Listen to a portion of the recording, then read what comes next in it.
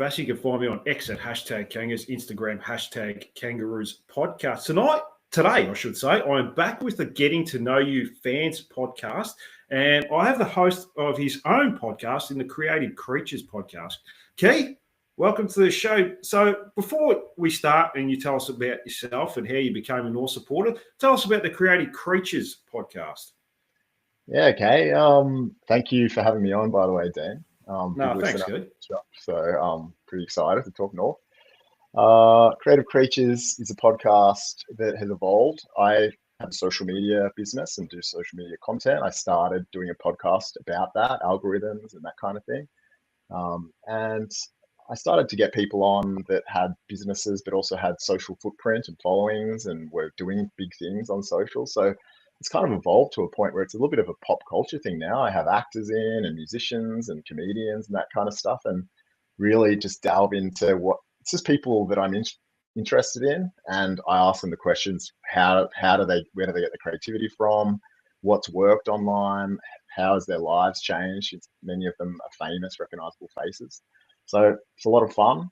I had Tom Morris on there, which is where I got to talk a little bit about North and footy.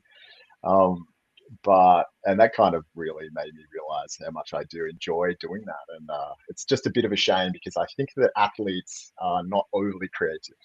So in order for it to fit into my brand, I need to find some athletes and people involved in footy who are also creative and doing something creative, which there are some out there that kind of play on the field that I feel like coaches are creative. That would be a great one. But yeah, so Creative Creatures, we do one probably, I don't know, every 2 weeks or something like that. It's great fun. Now, you've had a number of good guests on. Tom Morris is probably the most high profile. You've had other ones on that are pretty high profile. I spoke to you off air about an OnlyFans girl that's friends with Bonnie Blue. Obviously controversial in its own right, but it's interesting to hear these people's stories as well, isn't it? It's super interesting. When I was up in Queensland, actually, I did a portable one and caught up with her, and I had a lot of people saying, "You sure you want to give her a platform?" and that kind of thing. But I just thought it's very interesting. Well, I wanted to ask her, didn't want to get into the weeds of all this smutty stuff, but why did you go down that route, and how's it working for you, and how is it life like and we actually went to the bar beforehand when I caught up with her, and people are recognizing her, and so I could kind of see how that was for her. It's really kind of crazy stuff and very interesting. So I thought it was worth a chat. And in the end, James Brayshaw's son was getting engaged to her, so he came on as well. And there was he's a North fan actually. That's obviously. So it should be. Yeah, the saviour, of course. So I told him that, and yeah, interesting stuff. We get heaps of people. A guy from American Pie was on, heaps of different bands and actors, range of different people. Yeah, and where can people find your podcast? And is it on pretty much all the platforms? Yeah, it's on most. I mostly actually focus on Instagram. So it's Creative Creatures Cast on Instagram. And because, from a background of social media, I really focus on video first little snippets. So creative little videos for about a minute. So that's probably the best place where I really focus on. But it's also on YouTube and Spotify and most places. Oh, sounds good. Yeah, make sure to check it out if you are interested in that sort of thing. So we might as well get into the weeds of it. How did you become a North fan, and how long have you been a supporter for?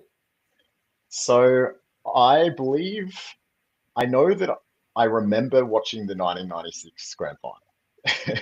So that's my earliest actual memory of North, and I wasn't too crazy. Like I put it on and I was watching it, and then I sort of remember. I'm pretty sure. Like I have never gone back and rewatched it.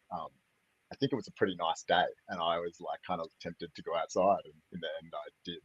So like quarter time or something like that, I bailed and sort of came in for the ending. So my family followed Collingwood, and I think I liked the Lion King, so then I sort of went for the Lions, and then I was the Tigers, and I think I just liked the animals, and I just landed on the Roos, and it was perfect timing because then we blew up with Carey and the premierships and everything like that.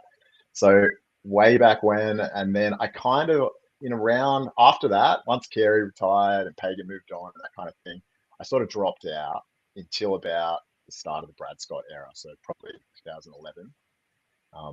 I was overseas in Europe for a 6-month trip, and I just remembered I just missed footy. I had sort of given up on footy for a little bit. It was out of my life, but when I was away from it for so long, I miss watching it at bars and all that kind of thing. And so I sort of said, when I get back, I'm going to get re-engaged. And ever since, been locked on. Well, you joined at the right time. Your 2000s weren't too bad. Obviously, went through a lot of stuff. We almost went through mergers when you probably first started following the club. I'm a bit surprised because I thought you might have, because you're obviously very young, but to get it in 1996, you probably would have been fairly young at that age, I would say. Yeah. Yeah. So I was, like I said, my memory of the 90s. And later on, you told me I put together my best 22 of all time. Now, that was a bit tough because my memory of that era, I remember the highlights and the best players that I really loved, but then there was other players that I didn't really know as well. So I've tried to do that, and it was a little bit challenging for me. So please forgive me, listeners, if you're like, no, that player was not the best or whatever. I did my best. No, that's all right. It's good to be, I have a few different ones, and it's about your favourite players and what you remember at the end of the day. So, and who are some players that have been a favourite of yours over your time? Well, probably the last 15 years or more so. Yeah, can't go past Carey. I just remember feeling like he just would put his hands up, and it's like the ball was a magnet to him. And now looking back, and I hear all the commentary about Pagan's paddock and all that kind of thing. But even when it was a swamped forward line, there would be so many people, scrambling, and he would just pluck it. And so he was my favorite player by far. But there's a few. Daniel Wells was so silky. I just loved his tap-ons and that kind of thing. And then, there's a bit of I don't know if my favorite player. Oh, we're talking about the past players. I just have to go Carey. Nice and simple. Oh, look, he dominated games. There's no doubt about that. And we wouldn't be, me and you probably wouldn't be talking right now without him because he really did save the club and made us successful in the 90s. Also ruined the club there for a period of time with what happened with Anthony Stevens and so forth. But we won't get into that. Oh, actually, there is one player that I think is criminally underrated, right? So, and I basically, do you remember the season? I think it was 2016. 2016, we started off like a house on fire, and it was 9 in a row.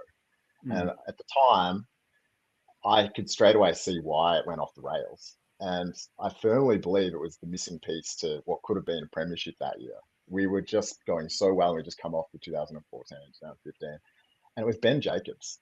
He was an absolute gun, and he would just really tighten the team up and make us not worry about these players getting. Gary Ablett used to tear us up, these types of players. And I looked it up after, because thinking about this podcast, and we lost after round 9, and he was injured like the same round or round 8 or something like that, and he was out for the season. It was exactly when our club went completely off the rails. So he was a really great player. Not my favorite, but underrated like crazy, and such a good tagger. And to the fact where makes sense that he's working with Brad Scott now, I think, at Essendon.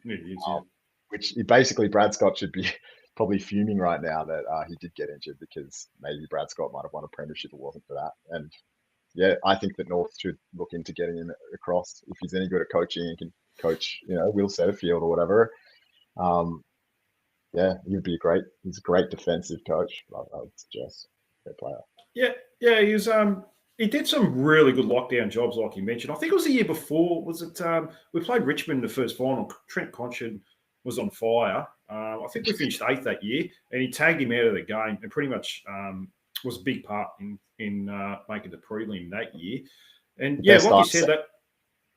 Yeah, definitely was. Like, he really played a shutdown role really well. Had a good left foot as well. Like, his skills were very good. Should have got that free kick in the against West Coast in that prelim where he got tripped in the last quarter, which would have got us back into the game. I don't know if we would have won or anything, but it was 16 points down at the time. And the umpire, and we won't go too much into that game. But very criminally underrated player. I totally agree with that. And had major concussion issues. That's why his career had to end short. He could never get that right.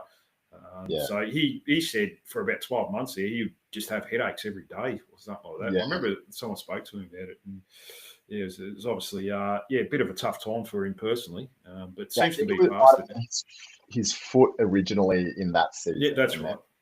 then he had to retire because of the concussion. Yeah. So not a bad player to bring up there. I didn't bring this up with you in the script, but some players that you possibly didn't rate over your time that you thought, I can't stand watching this bloke. So we've all had them, but have you got one or two or that you can think of? I'm sure there is. You know what? Just also randomly, it's so funny how Kane Turner gets brought up so often. All the podcasts and everything, like, why is Kane Turner? I swear, he's been long retired, and every single episode, Kane Turner's like back up in conversation. But actually, I didn't mind him, so he's not one of them. Oh, one that I didn't like. Or possibly didn't rate. That you think, how does this guy keep getting a game? I know Tucker. Tucker at the moment's when I honestly thought they weren't going to delist him recently.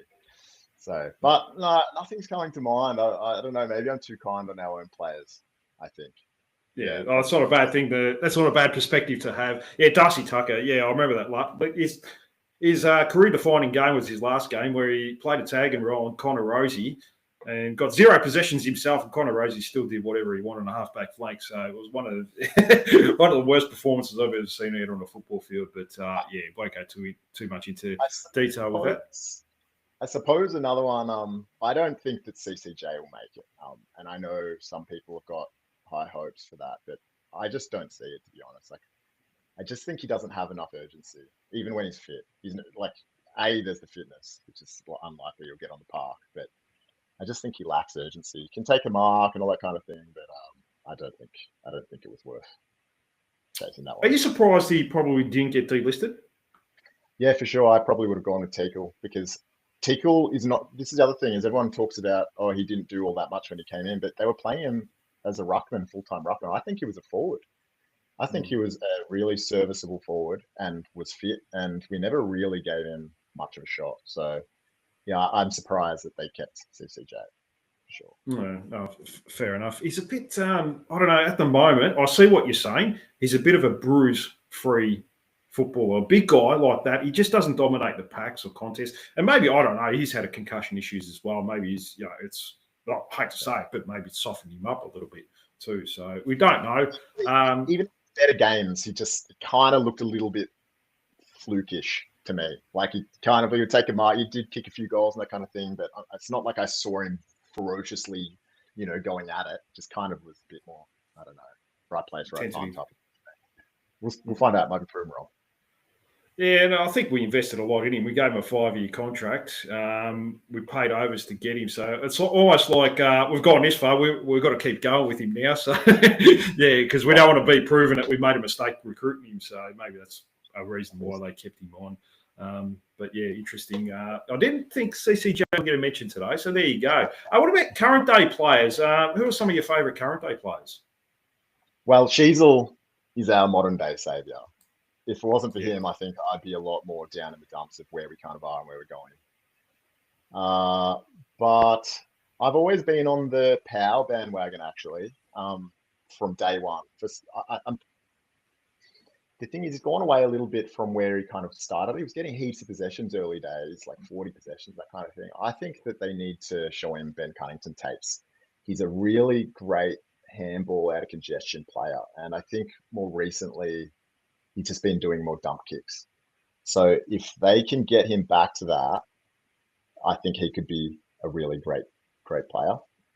Another one, this is just such a sore point, but Taron Thomas was a jet.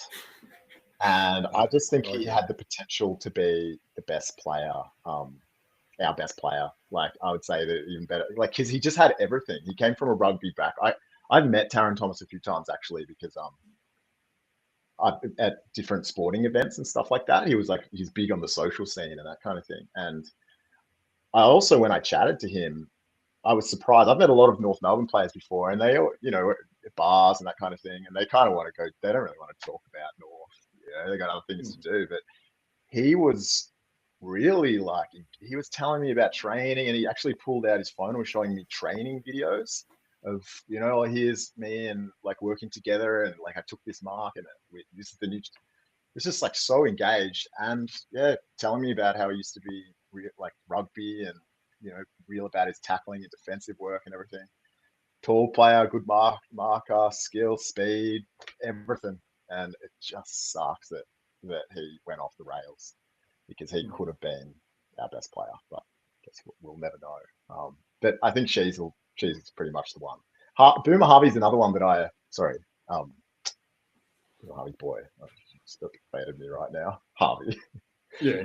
He's got a lot of potential, I think. So not my favorite player, but I was really hoping they didn't delist him, because he knows how to run forward line, like run the line. I think that Larky could actually learn a lot from Harvey. Yeah. His forward running, and he's just really like great. It reminds me a bit of Ben Brown. He's just constantly, running the lines. Whereas I think Larky, people say that he's a lead up forward. I don't think he is. I think that Larky he's almost like a tall, dynamic small forward. He gets most of his goals from crumbing and free kicks and a little bit of leading. But I think that he needs to do a bit more leading, to be honest. Yeah, I think the thing that's helped Nick Larky is his straight kicking at goal. Like, he's one of the most accurate set shots in the game, and he makes the most of his opportunities, and it goes along. I'm glad you mentioned Cooper Harvey, though, because I've been a fan of him. I really like the way he takes the game on. He's very proactive, and a lot of people come at me and sort of say, well, he's got no defensive side or anything like that. It doesn't have to be a great defensive player, because when he gets it, something generally happens. It happened in the VFL a lot this year, and he got his good opportunity. And I agree, his forward craft is very, very good inside that forward 50. He knows when to lead. He knows where the space is in front of him. Yeah, like you said, his forward craft was better than Nick Larky's this year. Even Matthew Lloyd, a commentator, said he's the best forward I've seen from North Melbourne this year. I think he kicked 4 against Melbourne. And he's a clutch player as well. He's confident. He takes all in that pressure. And again, in the VFL, we see that too, and even in his underage. So it's really good. I remember Ben Brown was doing commentary on one of our games this year, and I remember watching it, being like, hopefully he actually starts talking about Nick Larky's game a little bit, and sort of, I would have told him to do some more patterns, or make more leads. But he never said it. He can't. I don't know if he doesn't want to throw Larky under the bus, but I think Larky. It's unfortunate that they didn't get more time together. Those two. I just think that Cooper Harvey and Ben Brown, they're both really good at their forward craft, and Larky's a great player, but it's just an area of improvement that I would like to see from him, a bit more leading. Yeah, one-on-one work isn't great when it's in the air. It does get outmarked a lot as well. So, yeah, look, I mean, we're not writing him off or anything like that. He's an All-Australian just a couple of years ago. So, but, we'd probably like to see a little bit more consistency. Obviously, the delivery up the field doesn't help him most times as well. And getting about 30... Yeah. The thing is about inside 50s. Yeah, Cooper forces you. He runs the space, and then you go as a midfielder, you're like, okay, I'll kick it over there then. Whereas if everyone's just static, standing in the goal square, which sometimes happens with us, then it's going to be bad delivery. So there's a little bit of that going on. Yeah, it's probably a synergy thing. Tom Powell's an interesting one too. Now, I thought just before end of season, I thought if someone was going to ask for a trade request, I thought it was him. Because the last 2 or 3 weeks, I don't know if you noticed, he didn't have a CBA. They kind of pushed him out of the midfield. There was periods that he was playing on the wing, but not much. It was almost like he was playing as a forward pocket. And I thought it was a bit of a waste because, like yourself, I really rate him. But if he's just going to play in a forward pocket, I don't think he's going to last at the club. I think he's going to think, well, I'm too good for this role. I'm just going to go back to Adelaide. Where do you see his future at? I agree. I know what you're saying. I think what's happening is we've got a problem with our structures, because when we win clearance, and we do win a lot of clearance, everyone calls us the clearance team. I'm not sure that's really accurate, because if we get first possession, then fine. We do get first possession a lot with LDU and everything. But if the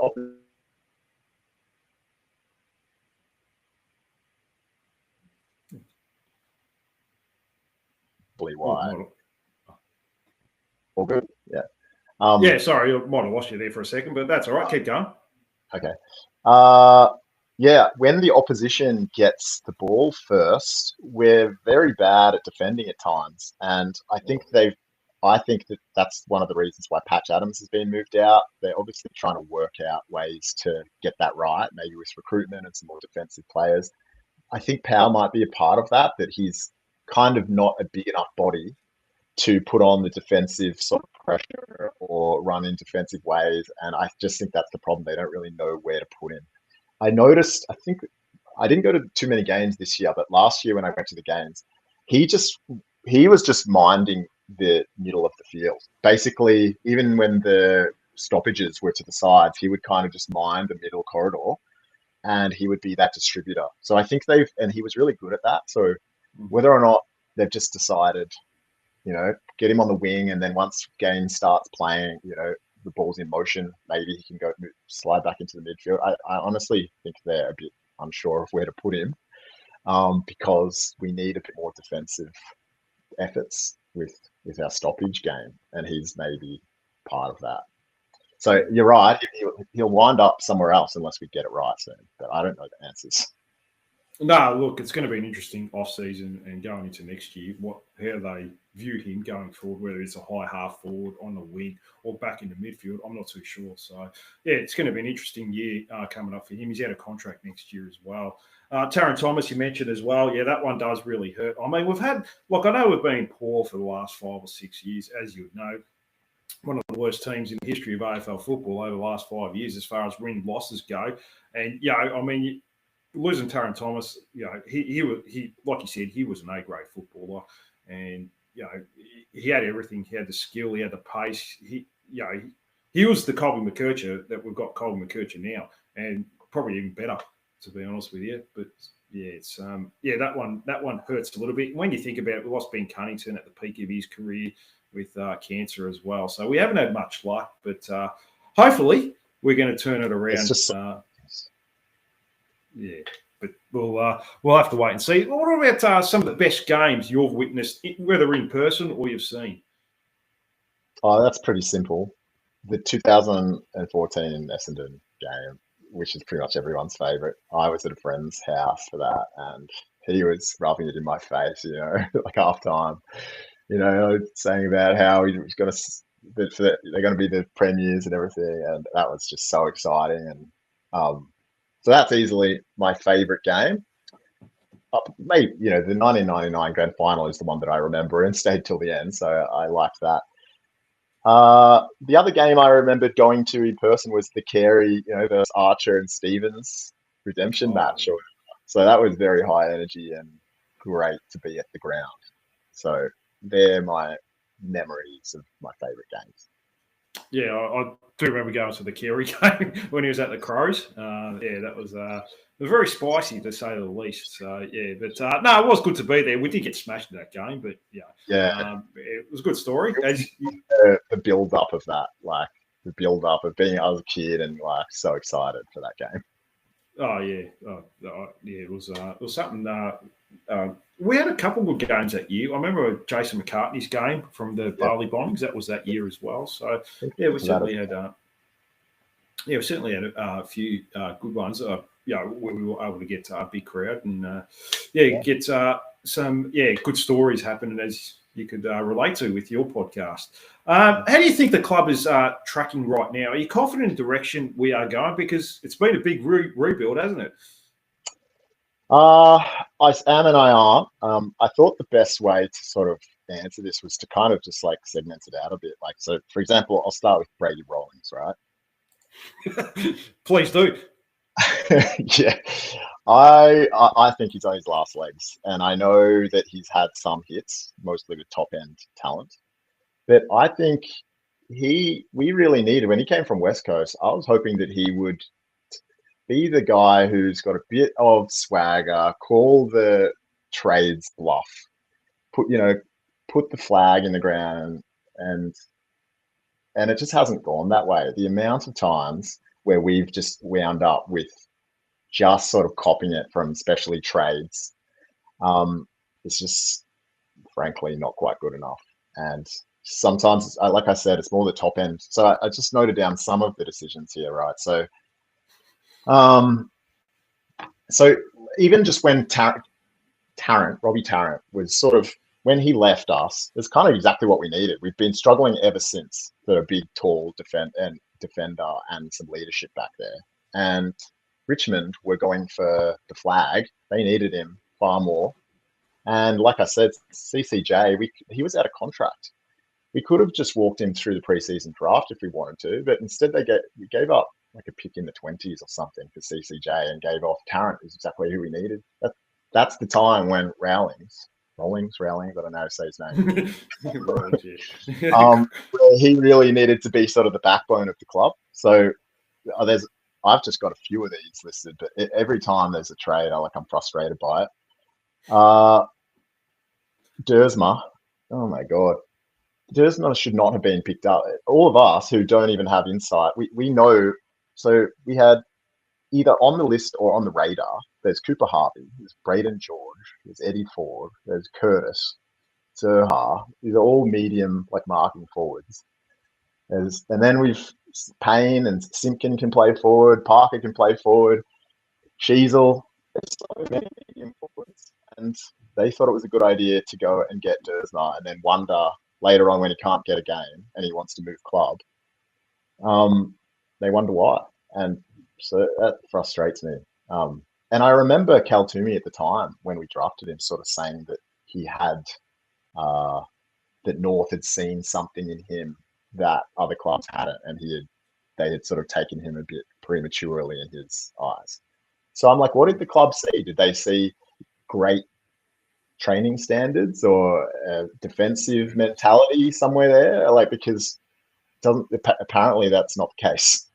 So whatever they saw, the secret herbs and spices, where they decided to take Dersma, even though we had all those players. And then what's it led to? It's led to Payne not even getting a look in, Harvey almost getting delisted, and there was and then Eddie Ford, who's a great, probably AFL talent, has had to be delisted as well. So I think that's been a disaster, and there's absolutely no excuse for that decision in my mind. And then there's the Jason Horne-Francis fiasco, where we had the cards on that one, and I don't think we played them very well. Ben Brown, they announced that Ben Brown that they wanted to get rid of him like halfway through the bloody season, and it just lost all our leverage without the window. Trade currency, yeah. Yeah, and again, it was going to Melbourne, who was competing for a premiership and ended up getting it. And we just fell over there. So this type of stuff, I know that, there's a lot of commentary that this latest trade, Whitlock, is a good one. But to me, that's short-sighted, because it's more that he should have stood up for the Daniel from Bulldogs trade, Caleb Daniel. So because we traded that early pick, it was 25 or something like that, for Caleb Daniel, then we had to make this other. So again, that's when the club should have been a bit more, stood up for us a little bit and said, no, he wants to leave your club. He wants to come to us. So we're going to give you whatever, something a bit later. So I'm not sure about Rawlings. Then Clarko, I like Clarkson, but I just think that, to me, the problem is that I don't see any of the senior players. It's always the same usual suspects getting dropped. It's Phillips, it's Bailey Scott, it's Tucker, that kind of thing. I just can't believe we don't see that, obviously, within the four walls of the club, but I just can't imagine that, someone like a Zerha is following every single instruction. I think there needs to be a bit more decisive action. If Zerha is not, talking, giving enough direction to his teammates, sometimes he drops his head or, gets angry on the field, and or defensive pressure. Surely some of these senior players, Clark goes, you either put on the pressure, otherwise you're out of the team. I don't care who you are. But just too often, the same players are just rolled out, and I don't think that sets a good example. And whenever people say, "Oh, North will be, ready to contend in 3 years' time," well, we won't be ready to contend if we're not having strict standards. And to me, again, I'm going to bring out Kane Turner. If that means playing the Kane Turners of the world, or the Jacob Distances, or the Will Phillips, just because they tackle and chase and put in effort, then so be it. LDU might find himself out of the team at times. I think that's what's missing by Clarko. And if there is some reason why he's not doing that, because people should have been dropped by now, some of these senior players. He's not telling us why that is. Again, if there's some reason, maybe he wants to get cohesion with the team. And for the first 3 years, maybe his plan is, it just doesn't matter if they chase, it doesn't matter if they defend, it doesn't matter if they're vocal or show good leadership. I just want to play these same players so they all know each other's role. And then maybe in 2026, that's when he starts bringing in some stricter standards. But if that's the case, then he should tell us at the press conferences rather than keeping everything such a secret, because it comes across like he doesn't know what's going on. And eventually the noise will be loud enough if this continues, where he'll find himself out of a job. Well, I think that he should stay the full term, but we'll see. Yeah, so, I mean, this year's the year. Like, we have to start making inroads. If we win another 4 or 5 games, you can't. Yeah, and like you said, there was a lot of games last year where David King, Lee Montagna pointed out, look, these blokes aren't chasing. Where's their effort? David King mentioned Caleb Daniel a lot, and he's a player that probably there was on occasions that I thought, maybe he needs to go to the team, because he's not playing any defensive sort of role. He's just trying to get cheap kicks, taking a kick out, turning it over. Clarkson's message pretty much was the same after every press conference. Wait till they get to 60, 80, 100 games, and then it will turn. We don't know when it's going to turn, but it will turn. Don't worry. It was just, almost blowing over and glossing over bad losses at the time. So we're certainly hoping that, he can deliver. Yeah, to be honest, I agree. And we don't know, obviously, all the inner workings is what's being told, but what eventually, when no one is getting dropped, essentially, he gave the back line a kick up the butt, which they needed it, Logan, Core. But essentially, whatever they're discussing within the 4 worlds, somebody somewhere has to be not following instructions. Because when you don't drop any of them, then it sounds like they're all perfect. And that's obviously not the case, because we're still getting smashed at times. So whether it be Simpkin, don't kick the ball blindly out of the midfield, look down where you're kicking it, or, if they keep doing it, drop them. And I didn't see it from pretty much any player. So whatever they're doing within the 4 worlds, they can't be enforcing it that well. Hopefully next year we start to see that.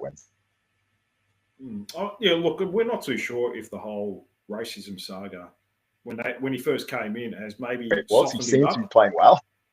Oh, sorry, I think you cut out. Yeah, sorry about that. Yeah. I was just saying, if one day LBU just gets dropped and we don't understand it, that'll make me feel better, because I'll go, whatever they're telling you, he's not doing it, and they're being harsh, and they're putting down, laying down the law. That's what's missing. And Sonia, a lot of people criticize her for being too woke. I mean, that's sort of her skill set. I don't have any problems with that, as long as I don't want too much on the field of that. I don't think we need to turn the 50-meter arcs into rainbows all the time or anything, but she can do that stuff. It's her job to engage the community. She probably shouldn't be getting too involved in the footy department, but at the same time, if she's going to be the one who engages the community, and Clarkson doesn't want to tell us what's going on, then she should probably be the one to come out and say, hey, I had a chat with Clarko, and these are the reasons, and this is what we're changing, and this is you might have noticed we don't drop players in the last 3 years, but that's because we wanted to get team cohesion. And so I think she's not really doing that. The other, just one thing about this whole thing is, and I mentioned it in the Tom Morris, I did a Tom Morris segment on North Melbourne that kind of, I think it got 40,000 views or something like that. Which was decent for this random thing. But I said that I just think that they brought Jeff Walsh in to do a review. I think it was just before Clarkson came in. And whatever they found I would just love to know what that is. Was it training standards back then, or was there not enough leadership or something? Because then we could judge if things have changed. So that's just where Sonia and co and the club, I think they need to be more transparent with us, because if they just keep everything secret and if things don't go our way, then they'll all find themselves out of a job if the noise gets too loud by supporters who don't understand what's going on. Yeah, and But supporters are the shareholders of the club as well. So and the media too. The media will get so loud that eventually the pressure piles on. They may be doing a good thing, but unless they tell us and tell the media what's going on, they're just not, are they? No, and look, that's probably a great point, especially when we're getting beaten very badly. The silence is sometimes deafening because everyone seems to go missing. And like you said, we'd like to get a reassurance or a message every now and then, rather than an email at the end of the year, sort of saying, "Yeah, we're going the right direction," and so forth. But when things aren't going your way, that's when you really got to face the media. It's easy when you're winning and everything's going well. I'll go into media now, but it's more when things are difficult. That's when we want questions answered. Just one more before I get into your best 22 you have seen. Jai Simpkin obviously requested a trade in the off-season. Happy to have him back. Yeah. I did. One thing that I hear a lot of supporters say, which kind of annoys me, to be honest, is with this, they're very willy-nilly with this captaincy stuff, like, oh, give it to Sherry or whatever. We don't know. Sherry might be silent as a mouse. And I think he plays hard and, puts his best foot forward on the team. But if you're a young player coming through and you need some leadership and some inspiration in the huddle, how do we know that some of these players are that good at it? In fact, I heard Larky at one of the post-game interviews say, he goes, he said that Simpkin was better than him at this pre-game huddle motivation, bring everyone together and wrapping up the team stuff. So we just need to be careful about who we demand be put in the leadership role there, because I think Simpkin is very good at that. He may not be always the most consistent player, and he does some silly disposals into the forward line at times. Does my head in, but he's great at passing the messages from the coach that the players need to hear. And so I think it's a good idea to keep him there. And he played well on the wing. So fine with that. I don't know who's going to be the next captain, but I don't think that it should be Sherry. This is something I haven't heard, but I haven't heard that he's the most engaging, pumping everyone up and getting everyone inspired for what's just about to happen. But we'll see. Well, yeah, we'll have to wait and see what the leadership group looks like next season. I'd say it'd be Larky, Sheasel, definitely the two that will be in it. Whether other players come in, I'm not too sure. Parker, to be honest. I think Parker would be a good addition. Yeah, look, he's got leadership quality, but obviously his age is going against him now. I think he'll be 33 or 34 now when he goes in next season. But look, if you can mentor someone and show him guidance, to me, it's this little bridge for Sheasel. Sheasel should be the captain, but he's not ready. I almost would feel bad about putting Larky in for one season and then taking it back off him. I don't mind the idea of Parker and just specifically saying you're going to be the bridge here until Sheasel, and tell Sheasel everything you need to know. And this is pretty much one season because Sheasel's the captain. No, yeah, look, I think he will be eventually. Whether it's this season, next year, I'm not too sure. But look, I think he has to be. So, like you said, he gives us hope. And at the moment when we don't have much hope, he's certainly on top of the tree. And a player that could turn the fortunes of the club around and can actually probably recruit free agents as well in the future. So look, he certainly gives us plenty of hope. All right, well, let's go into your best 22 you have seen. So let's start with your back six. Go for it. Okay. Oh, God. Okay. I'm going to get absolutely roasted by listeners on this. All right. I'd say Tarrant, Nick Martin. And then this one was tough, but maybe Scotty Thompson. And tossing, I do like Comben, Scotty Thompson. And then I'd put Sheasel. I think Sheasel I'm trying to fit him in. Archer and maybe David Kim. I believe he was a running halfback, correct? Yeah, good rebound defender. Yeah. Not I'm a trying bad. stuff, and but also what I know best, which is the more recent players. No, not a bad back six. Yeah, Tarrant was a very good fullback there for a number of years. Almost gets lost how good he was because it's been quite a few years since he last played. But always did a good job. Good intercept player as well. So yeah, very underrated. Mick Martin, very good fullback. Played on the Gorillas there for a number of years. Scott Thompson was, could play tall and small as well. He could play on the smalls. Had a very good record against Eddie Betts. And you wouldn't pick him to go with Eddie Betts, but he actually had a really good record against him. Did some really good. Yeah, I loved how combative he was, and this is the type of thing that if I have Clarkson, if someone is like, I know the brother that we shipped off to Essendon, I don't cut. He was a little bit lackadaisical when it came to his forward. I think the coaches should say, like, be like Scotty Thompson, niggle, don't just, Slow does that as well. So I think it was great how combative he was, straight, straight. He's got white line fever. And I think that could be a little bit of a test to some of the younger players to actually challenge them to do that. And it's a little bit of a test. If they don't do it, then put them back in the seconds. It's my opinion about being a little bit more strict with these players who are just taking it easy. No, fair enough. Yeah, Glenn Archer, that was Shinbar in a century. No more need to be said about him. David King, good running rebound defender. Who else did you say? You said, Harry Sheezel, of course. I put Sheezel in there. Yeah, no, pretty good back six. All right, let's go with your wingers and midfield. All right. Well, Well, all right. So Cunnington. Yep. Boomer. Maybe Andrew Swallow. All right. And Goldie. Nice. I've got bench as well, right? So do you want me to? Yeah, if you want to go with the bench, that's fine. Yep. Oh no, I'll leave it to last. So I was actually tilting up with the ruck, but I think it'd have to be Goldie just because he was pretty good with his marking up forward. Yeah. But yeah, so and then with wings, Pickett and Higgins. Oh, nice. Yeah. Well, Higgins won 2 or 3 best and fairest. It's a shame that he's another one that they let go too easy. We needed these types of players to set standards, and they all got just taken for like nothing. Yeah, no, it was criminally underrated on both sides of his body as well. Very good left foot. He kicked one of the best goals I've ever seen on his left foot on the boundary line against Fremantle. Just did a dribble goal. This was going back probably about 9 or 10 years ago. But yeah, he was a very classy player. Yeah, I love Byron Pickett. One of my favourites of all time, Choppy. He used to run through players when there were no rules, like taking a head out and stuff like that. He knocked out a few players. Very tough.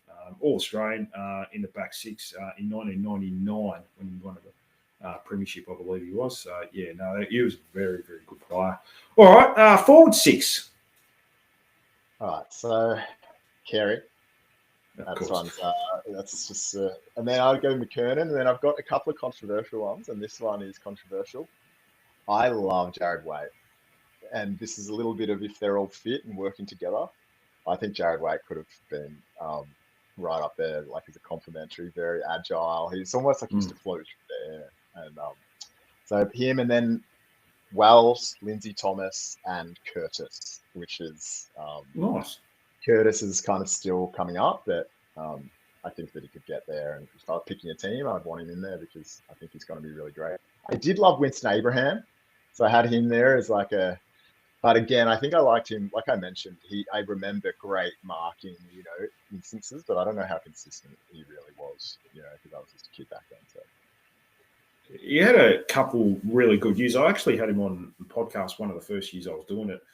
Just to get his story. And look, he was a great player. Took Mark of the Year, kicked some freakish goals. Another player was really good on both sides of the feet, but unfortunately got an injury, broke his leg in round 1 game against Essendon, and that was pretty much the end of his career after that. And he wasn't getting, from what he told me, he wasn't getting much support off field from his players and so forth, and just said, "Don't worry about this. I'm going back home." So yeah, he was quite disillusioned from the club there for a number of years. So yeah, but, he was my favourite player back when he got injured. I was shattered, totally shattered, because at the time I was like, he's my favourite. So yeah, very, very good player. Paul Curtis. Yeah, look, there's room for growth with him. Carey, you can't say much more about that. McKernan, very good player. Look, I don't think there's anything controversial about Jared White. You mentioned when we went 9-0 that year in 2016. He was a big part of that. I think he was the leading goal kicker at 32, 33 years old. 100%. And he also got injured at like round 13 or something like that. So that him and Ben Jacobs as a pair being out of the team, that's it. Yeah, it's probably more noted for the delistings or the forced retirements we had with a number of those players. But like you said, Jared White and Ben Jacobs that year, they were very important players, and it might have got another year out of those other players because we were certainly going places that felt like at that time of the year. In the end, I think we only won 12 games, and unfortunately, we had to say a goodbye to a few decent players and kind of never recovered from that. So, and just to finish off, who you got in the interchange? So this was tough, and I got some more controversials here. So Anthony Stevens, he's one that I don't remember that well, but I'm fairly certain that he's sort of in there. And then again, this is kind of like my dream if they're all fit and healthy and working together. I put Taron Thomas in there because, like I said, I think he would be our best player if he. Look, he was a good player. Yeah, football-wise, very good player. And then LDU, I don't know how we're up to at the moment, but yeah, I think LDU, and then maybe, I don't know, Adam Simpson or something, perhaps. Yeah. Oh, look, Simo was a good player. Look, you mentioned Daniel Wells earlier. He was very good when the third man up in the ruck. Obviously kicked the goal of the year against Fremantle. But he was a good player. He had a very good vertical leap. And Adam Simpson was like that too. If it was Ruckman going head-to-head, he would just be that third man up and just stump it 30 metres forward. It was a very undervalued skill. But, look, a very good player, Adam Simpson, in his own right. And, good coach for West Coast there for a number of years. Obviously fell away the last couple of years, but that happens. Look, any notable players that you thought, you're thinking about, maybe I could have chucked him in, or? I thought is Rowlings, because he was the captain, when I started getting back into it. So he was one that I was like, is he, maybe I should have put him back in. But like, this is what I mean. It's just a little difficult when my memory is just a little too vague. But I don't know, what do you think about him, perhaps? Brady Rawlings. I keep thinking of his list management style. So I try and put it. I can't even remember his football side because his list management style is just still in my head a little bit. But look, he was he got the best out of himself. He was a run with player there for a number of years. It was a little bit controversial with how he did it. I think it was a bit illegal. He used to tackle players pretty much before they had the ball, like Chris Judd and so forth, and then finished his career just playing as a small defender, lockdown small defender under Brad Scott. So, look, he forged a career for himself, probably played about over 200 games. And, So. Look, there's so many. I just thought the modern era, there was, players like Zeeble and stuff, like really good players. I'm just not sure that they would, make it into the very best. And so that's why I'm like, I think I might try and bring some from that premiership side in. But pretty happy with that team. If they were all fit and firing, I think it would go all right. Or maybe, to be honest, some of those AFLW players, Jazz Garner, probably fit. I think that she'd be in the top 5 BNF. Just on that, by the way, that is a perfect storm of North men's team being so terrible and the AFLW being so great. It must be doing wonders for their viewership and their membership, to the point where I'm watching it and I never thought that I would watch it. But I just haven't seen us win for so long. To watch those players, like, they're so good. It's just really lucky in a way that they're going to have so many extra fans because North Melbourne men's fans are starved for success. That's probably a fair point. I tell people, between the men's and the women's, we win 20 games a year. The women win 15 and the men win 5. So it's not a bad, we can't have it all our way. So, yeah. But look, I think the men's is slowly turning around. And I mean, really slowly. But, the women's are just a different kettle of fish. I mean, they're clearly the best team. And something catastrophic would have to happen for them to not going back to back this year, and that would mean four players in the same game all go down injured, and they're four best players or something like that. But glad to have you on board with the women's team. They're a great watch, and they definitely are looking forward to finals, and they play obviously tomorrow night. So if anyone can get down, make sure to follow them. Kate, it's been a pleasure, actually. It's good to go back in memory lane and talk about a few players that I haven't mentioned too much over this podcast, if at all, over the years. To get them in, to talk about Ben Jacobs again and Jared Waite. It brings back good memories. But do you want to give your show a little bit of a plug one more time before we finish up? Yeah, it's been good fun, and I've actually never been a guest on a podcast. I've done so many podcasts and I've never been a guest, so it's quite a different experience to kind of not know what's sort of coming up to an extent. So, but it's been good fun. Yeah, Creative Creatures is the podcast. On Instagram, it's Creative Creatures Cast.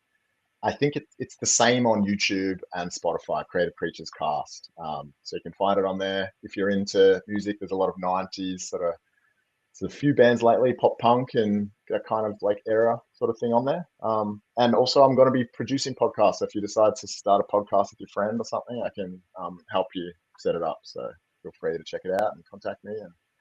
And go Roos. Thank you so much again. No, thanks, Key. No, and just check his socials out. You do little video clips and it gives you an indication of what the podcast is about. And if you want to listen to anyone in particular, I listened to Tom Morris and I can't even remember the OnlyFans girl, but they're really good stories. Or whether you agree with them or not, it's good to get people's stories and how they think about life and so forth. So definitely give it a try. So but Key, thanks so much for coming on. I'll probably have her on again in the future, and we'll chat then. Great, thanks, Ed. Catch you later. Thanks, Kate. And thank you to all you local listeners for tuning in today. I'll be back probably on Sunday evening to go through the AFLW women's game. I have a feeling we're going to smash the Hawks tomorrow. There's a lot of heat in that one. But, looking forward to that. Until then, don't forget to like, subscribe, do all the fun stuff. That's it from me and Key. Make sure to give them a follow. Until then,